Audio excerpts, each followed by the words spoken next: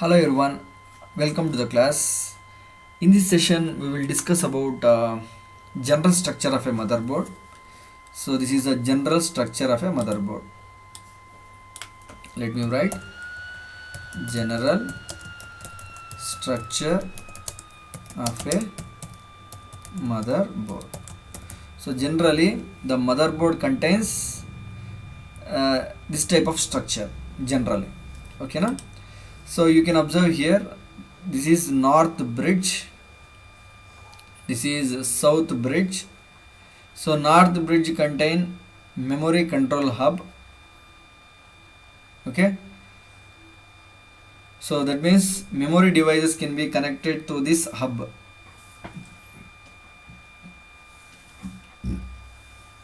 See, through memory bus. So memory bus is responsible for accepting the memory data to this memory device through memory slots. On top of these slots, we are placing memory devices like RAM. Okay, this RAM slots. Suppose let us take RAM slots. In RAM slots, these are RAM slots. On top of these RAM slots, we are placing RAM devices. So the data transfer will be taken care with this bus, memory bus. Okay, so this is the north bridge. This is it contains memory control hub, and also this north bridge is also connected to the graphics card slot. So I told you, right, AGP slot, PCI Express slots, high speed graphics bus. Through this high speed graphics bus. So earlier in previous class we learned the meaning of bus, right? So what do you mean by bus? Tell me. Generally, in previous class we discussed the bus information, right? So bus is a set of wires and each wire can carry one bit of data. So this is what bus. What bus? AGP or PCI Express high speed graphic bus. So this bus is like one set of wire. This is a set of wire. Or in memory representation we can say it is a circuit. Okay. So it is a set of wire. Each wire can carry one bit of data. From here, memory data we are taking to the NOS bridge via this graphics bus to the graphics slot. Okay, now suppose we are doing some graphics application. What happens through this bridge? It is moving into this memory slots and storing with this bus, memory bus. So this bus is responsible for graphic related information can be carrying and doing its work. Okay, now so all of you know that the bus width is defined by the number of wires in the bus normally. So bus is a collection of parallel wires that form a pathway to carry address or data or control signals. So here we are carrying control signals. Okay, so this is about north bridge. So generally, so what do you mean by north bridge? Let us understand the meaning of north bridge. What it will do? What is the purpose of we are using north bridge? We will learn in this session. Okay. So north bridge, it is also called as host bridge. It is also called as host bridge. If they ask you define north bridge or host bridge, both are same. So north bridge is one of the two chips in the core logic chipset on PC motherboard. So let us take this is a PC motherboard. In this PC motherboard is one of the two chips in the core logic chipset. Core logic chipset. One chipset is there, and core logic chipset, and motherboard is what we can say is a core logic chipset. In that, it contains two chips that is called north bridge generally. So what is the purpose of north bridge? Generally, the purpose of north bridge, it is used to manage. I am writing, it is most important. You have to write this definition. It is used to manage data communication. Data communication, it is used to manage data communication between the CPU and motherboard. Data communication between the CPU and motherboard. So CPU, here the CPU, this is what motherboard. Let us take, it is a motherboard. So data communication between the CPU and motherboard will be taken care by the North Bridge. So via North Bridge only we are interacting with the graphics, memory slots, and South Bridge and PCI buses, some other devices. Okay now. So what do you mean by North Bridge? It is a used to manage data communication. Data communication. Suppose you are doing some data, you are entering some data. That communication will be taken care by the North Bridge from for whom and whom? For CPU and motherboard. So motherboard and CPU interaction, we require one bridge which is called as the North Bridge. Okay. And also it is supposed to be paired with the second support chip known as South Bridge. See, this is South Bridge. So again I am repeating, it is supposed to be paired with. Paired with means it is connected with. Connected with. Paired with means connected with. Connected with whom? Connected with the South Bridge. It is supposed to be paired with the second support chip known as South Bridge. That means North Bridge is connected to the South Bridge. It is paired with the South Bridge. So what do you mean by South Bridge? Let us understand South Bridge. And also South and North Bridge, we will complete the North Bridge, we will go to the South Bridge. So North Bridge also called as host bridge, and also North chipset also we can give. We cannot give the meaning, other name, North chipset. So and also it is responsible for control of high speed components like CPU, RAM and video cards. So North Bridge is responsible for controlling what it will control. High speed component. CPU is a high speed component. It controls. So huge amount of data processing, it will be coming from to this CPU to the memory slots. So it will be controlling. So it is giving whatever it requires, that data it will send to this slot, send to this memory devices.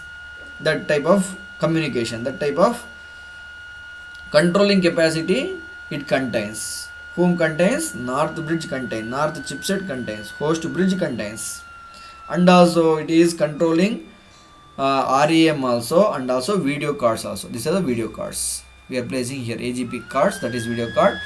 Here memory slots we are placing, RAM we are placing, here it is controlling. Okay, and CPU, RAM and video card. CPU also it controlling. Okay, that is responsible for. So you can write another meaning here. It is responsible for controlling. It is responsible for controlling, control of, you can write control of high speed components, control of high speed components like CPU, RAM and some other video cards.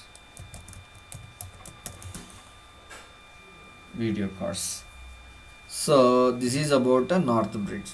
And also we can write this explanation as well.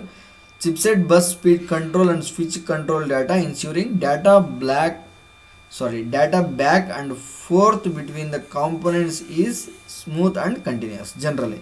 Okay now. So it is enough. We can write this explanation is enough. Okay. North Bridge explanation. So South Bridge, we are moving into South Bridge. South Bridge contains the various components, plugins in this: IDE, SATA, USB, Ethernet and audio codec and CMOS memory. So input output controller hub it contains. Okay, south bridge content. So let me write here south bridge.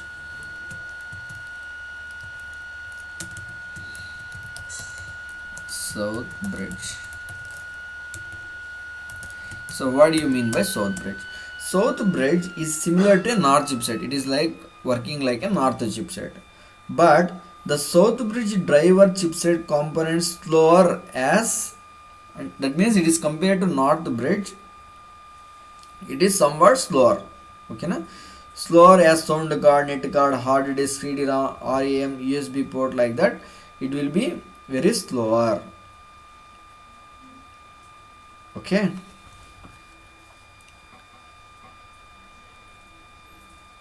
So you can write the south bridge. You can see here south bridge. It is located for the south of the peripheral component interconnected PCI bus in the motherboard. The main function of the south bridge is to control input output functioning. So this is a major importance of south bridge. So the main function of south bridge is to control input output functioning. It is also called as input or output controller hub. South bridge communication is slower, generally slower. Just now only we discussed it, right? It also controls PCI bus, real-time clock, BIOS, input output port, sound card, net card, and hard disk and CD-ROM and USB port and SIO. So these are the various points we can write for south bridge. Okay, north bridge we already have written. So that whatever I have given, this explanation is enough. This explanation is enough. For south bridge, write this explanation. Okay. So what it contains, it is located in the south peripheral component interconnect PCI bus in the motherboard. The main function of the south bridge is to control input output functioning. This is most important. Control input output function. Okay, this is important. It is also called input output control hub. South bridge communication slower. It is also controls PCI bus, real time clock. These are all. Okay. So write this explanation is enough. So this is what south bridge and north bridge. So normally, see, you can observe in this. So north bridge, this is and south bridge is the most important factors used in general structure of motherboard. So the primary function of the processor is to execute the instructions, right? This one is given to it and produce the results, and also it is responsible for producing results. The CPU purpose, all of you know it. So write this diagram, write this north bridge and south bridge explanation and draw this diagram. It's enough. If they ask you particularly, they may not ask you this diagram and everything, but try to learn this diagram and the PCI buses, and we learned it, right? PCI buses and memory slots also we learned it. Graphics AGP slots also we learned it, and the serial port, parallel port, floppy disk. This also explanation, if they want, you can write it, no problem. Okay. And also you can write the CPU explanation. CPU memory, it fetches, decodes and executes the instruction, the CPU meanings, and PCI buses meanings, PCI slots meanings also you can write explanation. Okay. So this is about general structure of a motherboard. Okay. Let us move on. We are moving on. We learned slots, right? Slots, disk controls also we finished it. Ports also we finished it. Bus also we finished it. Internal bus and external bus and a data bus and address bus. So we are moving into memory. Okay. Memory. So memory, in first TVOC we learned memory.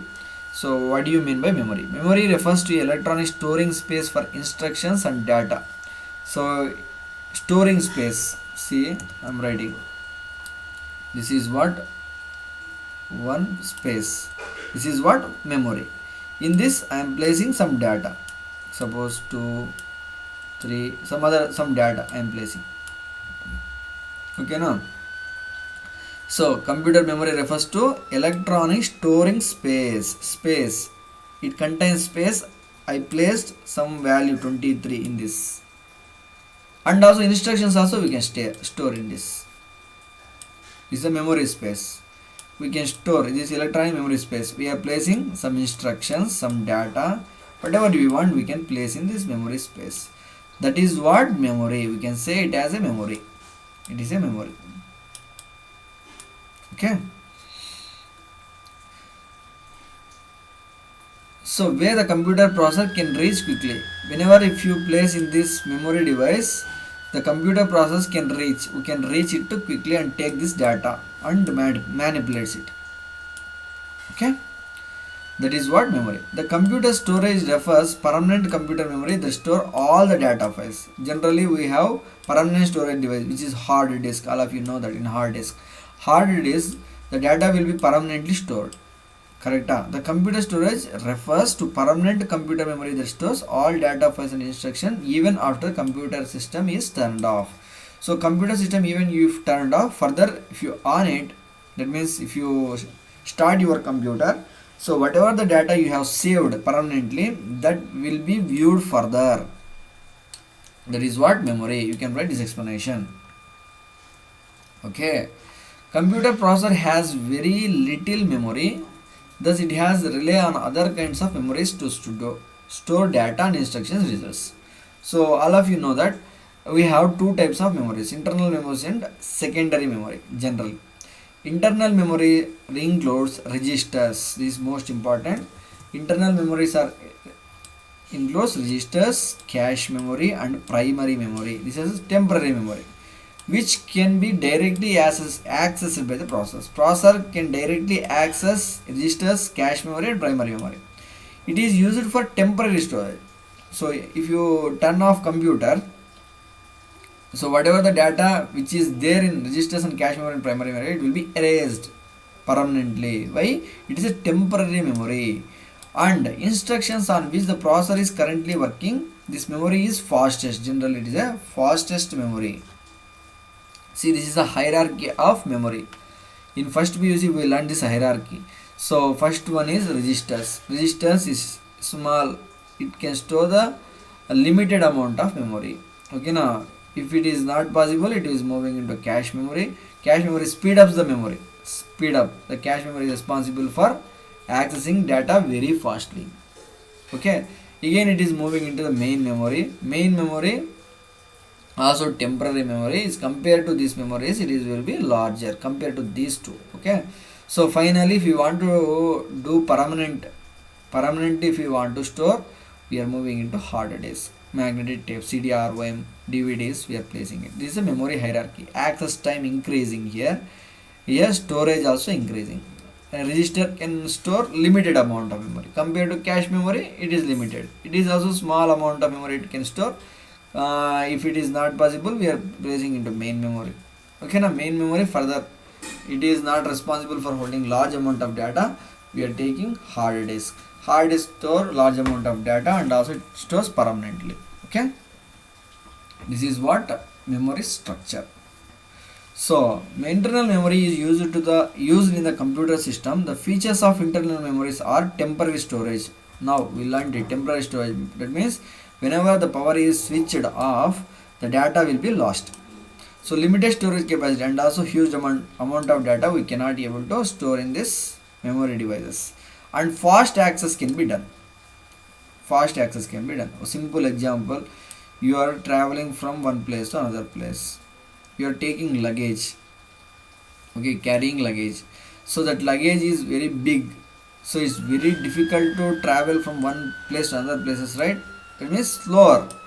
You are traveling. That means assume it will take very more time to travel, because luggage we have to carry and ship undertaking. So everything it will take time, right? So if you have less luggage, you can travel very easily, very fastly also. Correct? So that is same works in this computer as well. Okay, fast access and high cost. So this is high cost generally is compared to the secondary memory devices. So this is registers. Now whatever I have discussed, the explanation I have given here. The registers are high speed temporary storage areas located inside CPU. After the CPU gets the data and instruction from the cache or RAM, the data and instructions are moved to the registers. This is important. Okay, these registers work under the directions of control unit to accept, store and transfer instructions or data and perform arithmetic and logical comparisons at high speed. So you can write one line point.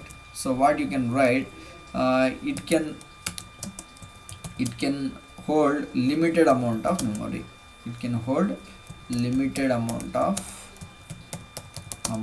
memory. It can hold limited amount of memory. And also you can include this point as well. High speed temporary storage areas located inside the CPU. Generally inside the CPU it is located.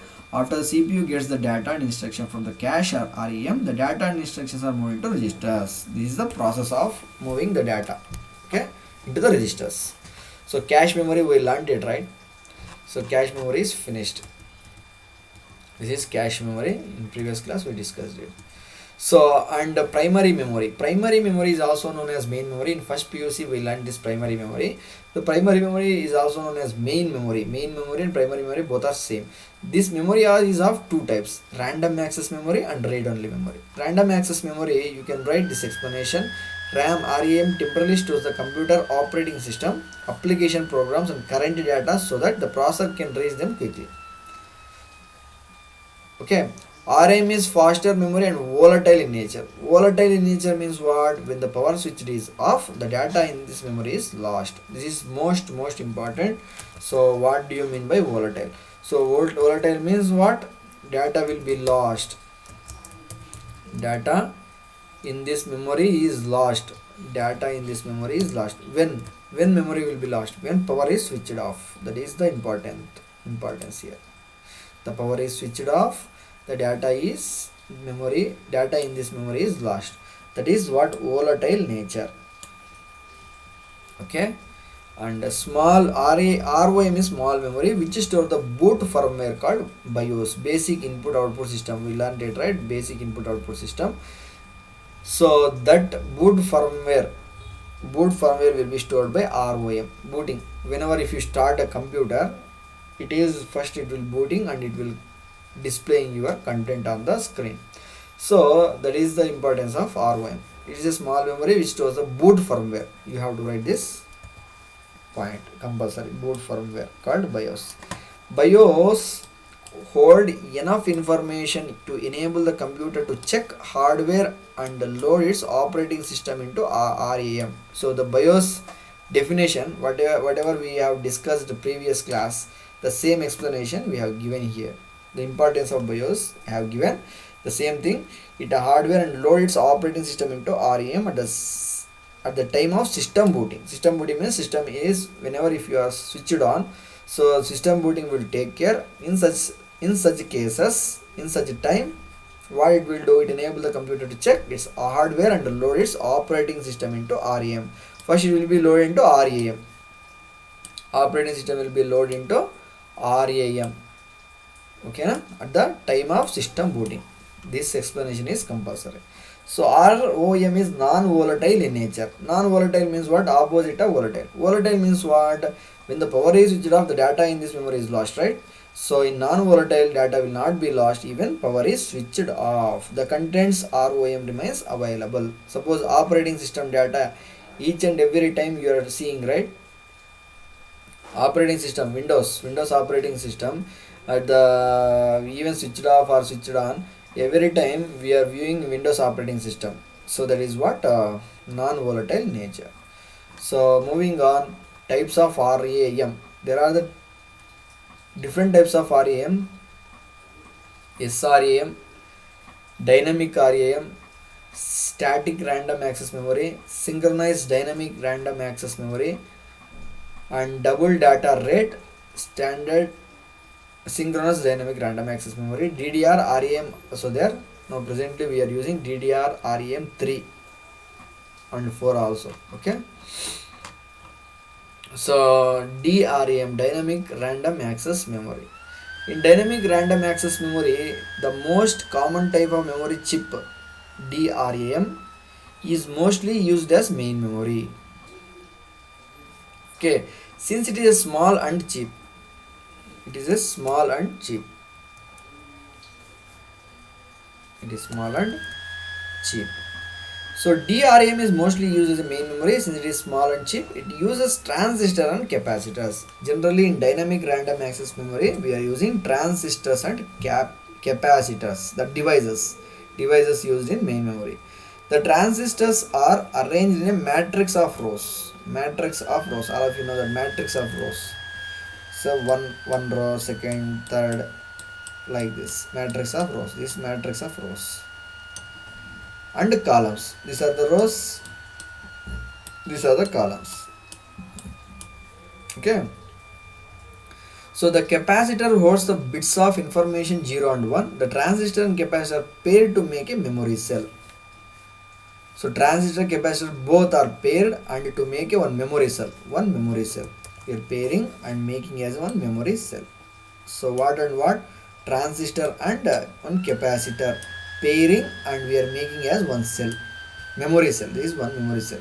The transistor acts as a switch that lets the control security on the memory chip read the capacitor or change its state.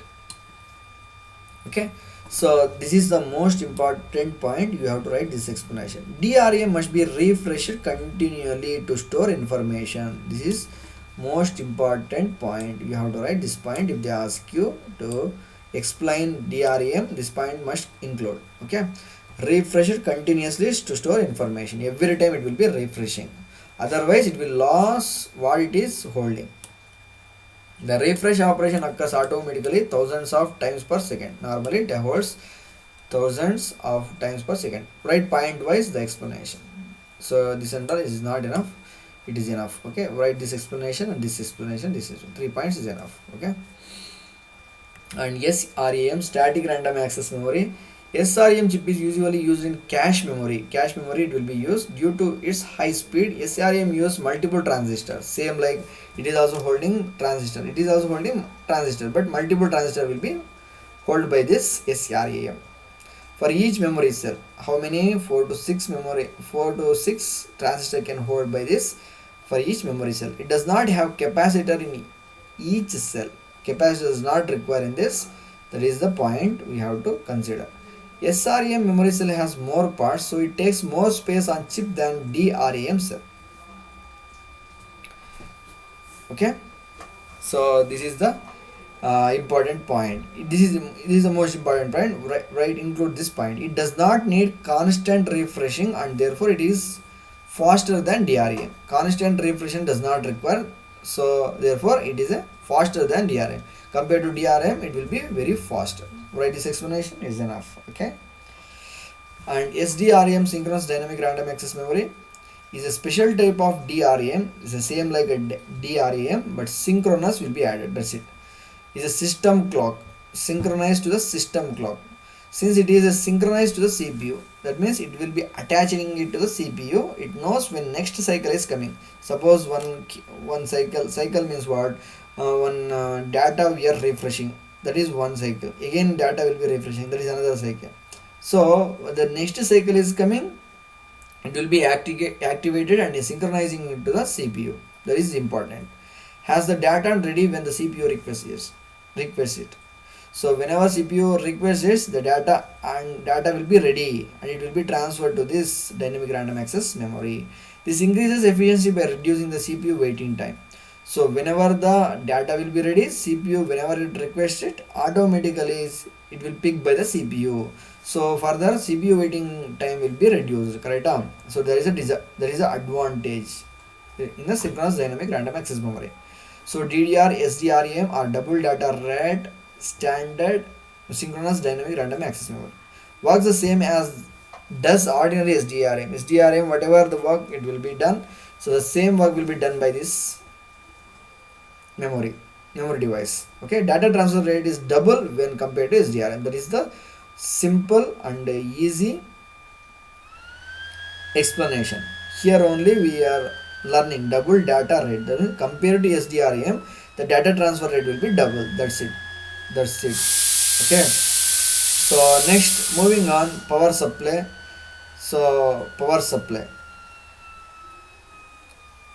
So power supply we are discussing by next class. Thank you everyone.